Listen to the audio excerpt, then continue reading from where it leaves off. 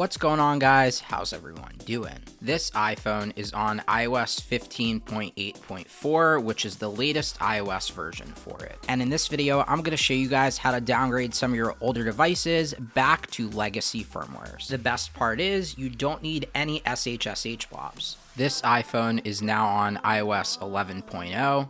And the best part about downgrading is you can jailbreak and use all of your favorite tweaks that you remember from the old days. And even Touch ID still works, which is awesome. Before we get started, here's some things to know. This is a downgrade that only works for old devices. I know people will ask, and it does not work on new devices. So again, it's not going to work on an iPhone 14, 15, 16, anything new, it will not work. Using this method, you can get to any old iOS version that's supported on your device without blobs. However, if you do this process without blobs, it will be a tethered downgrade. This means if your device dies or crashes for whatever reason, you'll need to have access to a computer in order to boot the device again. This is not a great experience to say the least, especially if you're using this as a daily driver. This is far different than some semi-tethered jailbreak experiences you may remember where the device is usable, but it won't work in a jailbroken mode until you plug it into your computer. Until you plug the device into your computer with this, it won't boot at all. That's why normally with something like this, I won't cover it in a video, and I certainly can't recommend it to most people. With that being said, here's a list of supported devices that are compatible with this tool.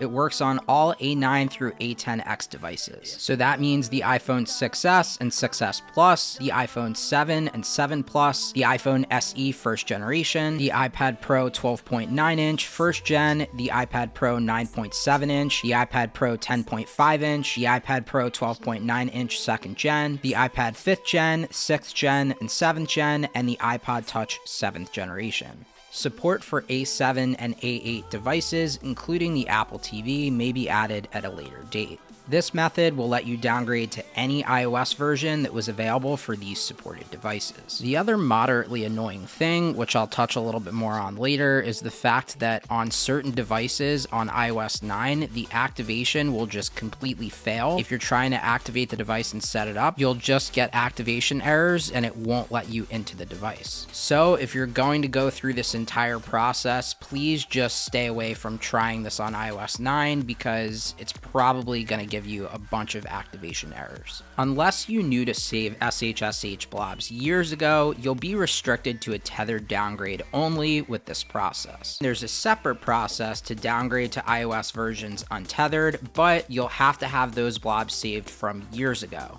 If you do have blobs saved, that's the recommended method. I definitely recommend checking out the untethered downgrade guide that I did. It's a little bit of a different process, but it uses the exact same tool, and that is a far better experience than this one, as that will allow you to use the device as normal, turn it off, turn it back on, and everything works normally as it should without the need of a computer to boot the device up every time. In this video, I'll do my best to show you guys step by step how to do this, but this process may be complicated for some as there's no UI to interact with. This process works entirely through terminal. Because of that, the commands have to be exactly right or it won't work. This process is only recommended for advanced users, and it's recommended that you try this on a secondary test device and not a daily driver. This video will work as a visual guide to this process, and a written guide with a list of all of the terminal commands will be linked in the description below. I had to try this so many times, and it was so frustrating I nearly gave up and scrapped this video.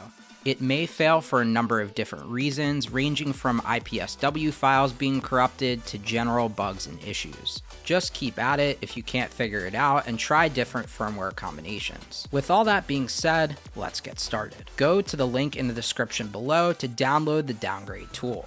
Click on download for macOS and then download either a .tar or a .zst file. I'm going to download the .tar file. Then, once you find that, download the IPSW of the iOS version that you want to downgrade to. I experimented with a few iOS versions. In this video, you'll see me try to use iOS 9.0, but I did get some activation errors on that, which led me to ultimately settle on iOS 11 to downgrade to. Sometimes, depending on how old the IPSW file is, trying to download it from Apple servers will give you an error. To fix this, just go into the URL and change it from HTTPS to HTTP. Then it should let you download the file. Plug your device into your computer and trust it. Double-click the .tar file to unzip it into a folder. From there, once again, type CD, and now drag the Turdus Merula folder into the terminal window. This will input the file path we need. First, run this command you see. Next, run this Turdus rain command. If this happens after you try running that command, go to System Settings, Privacy and Security, and then scroll all the way down and click Allow Anyway.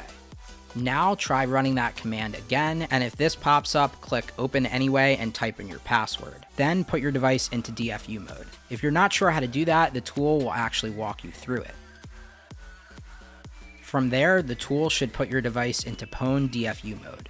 Once your device is in Pwn DFU mode, run the .bin sh block command and replace the IPSW file section with the file path of the IPSW file you want to use to downgrade. This is just saving another file for the restore process. When it asks us for the SEP baseband firmware, just type 1 and hit enter. Now it will grab the SHC block for your device. The SHC block will be saved to the blocks folder in the Turdus Merula folder, and your device will reboot after this step is completed.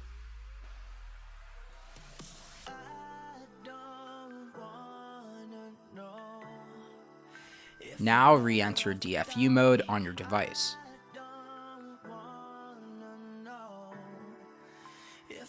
Run the ./bin Turdus rain command. This puts it into Pwn DFU mode and preps it for the rest of the restore. Unfortunately, these days it's a bit more complicated to downgrade your iPhone than just clicking a button. You'll need the right files, backups, IPSWs, and tools. And especially if you're trying this with multiple iOS versions, these IPSWs will take up a lot of space. That's where this 2TB SSD from today's sponsor Twopan comes in clutch. I actually used it to store a lot of my IPSW files, as well as clips in upcoming videos, and even clips in this video that you're watching now. With the iPhone 15 lineup in 2023, Apple swapped everything over to USB-C, and it makes everything from an accessory standpoint so much easier. And the world of expandable storage in the iPhone has gotten amazing.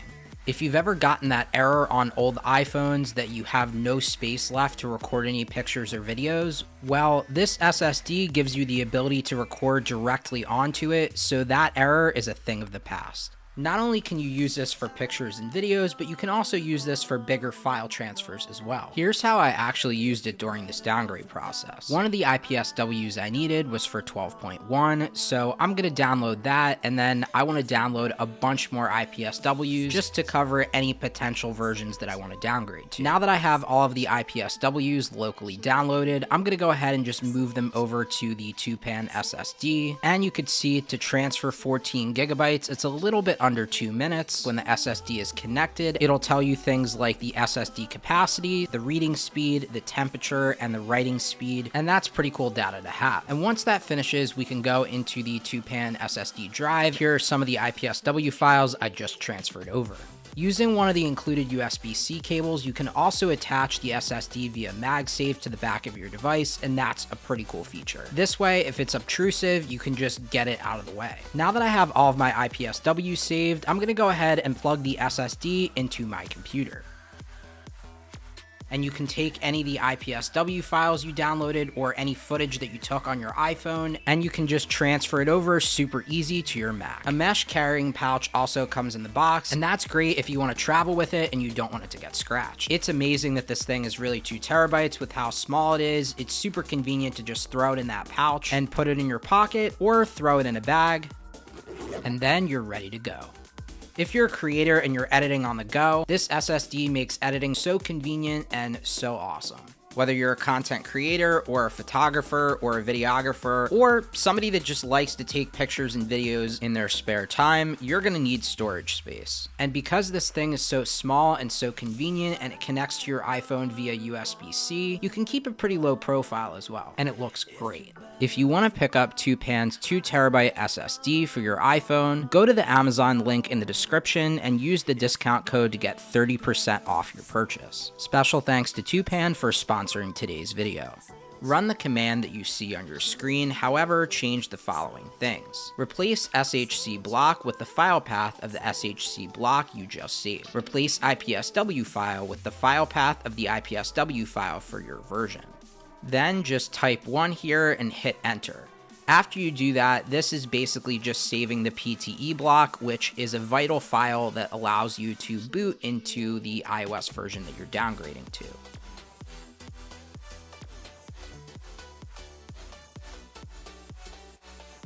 After the PTE block is saved, it may boot your device into recovery mode.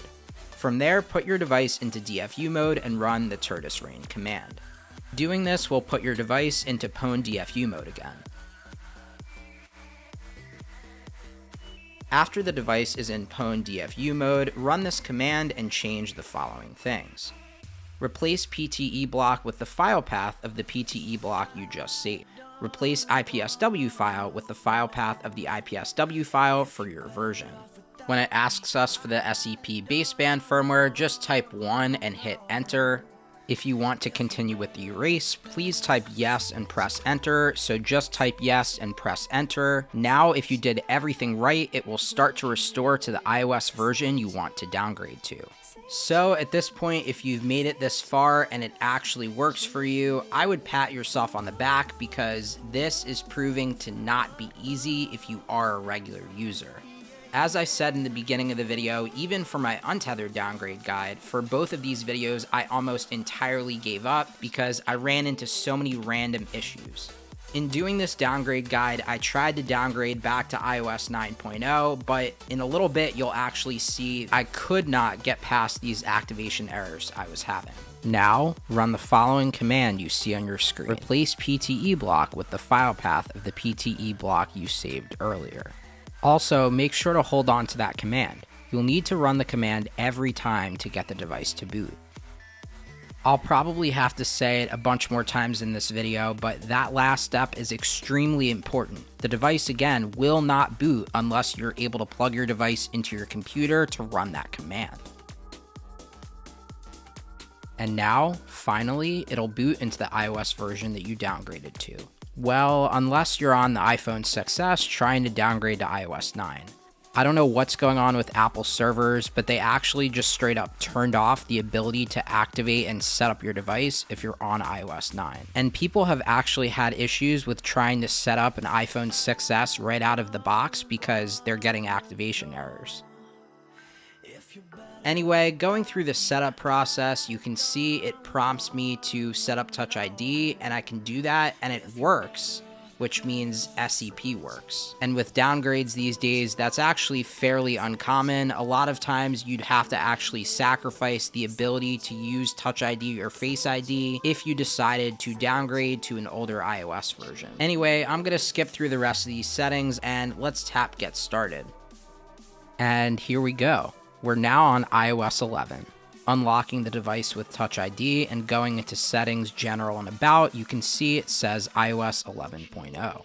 And here's the downside of this. If we slide to power off or the device dies, now trying to turn it back on, we're hit with this recovery mode screen. The only way to get out of this is to plug your device into your computer and run that command in terminal. Run the Turdus PTE block command, and again, you'll need to do this every single time you reboot your device. Once you enter that command, the device will boot again into the iOS version that you downgraded to. I know these are super old devices and super old firmwares, but it's been awesome to take a look back at them. Anyway guys, that's pretty much going to do it for today's video. If you enjoyed and this helped you, please make sure to hit that like button. Also, go ahead and subscribe and turn on that post notification bell so that way you never miss out on a brand new upload. Thanks so much for watching. Have a good one guys. Peace.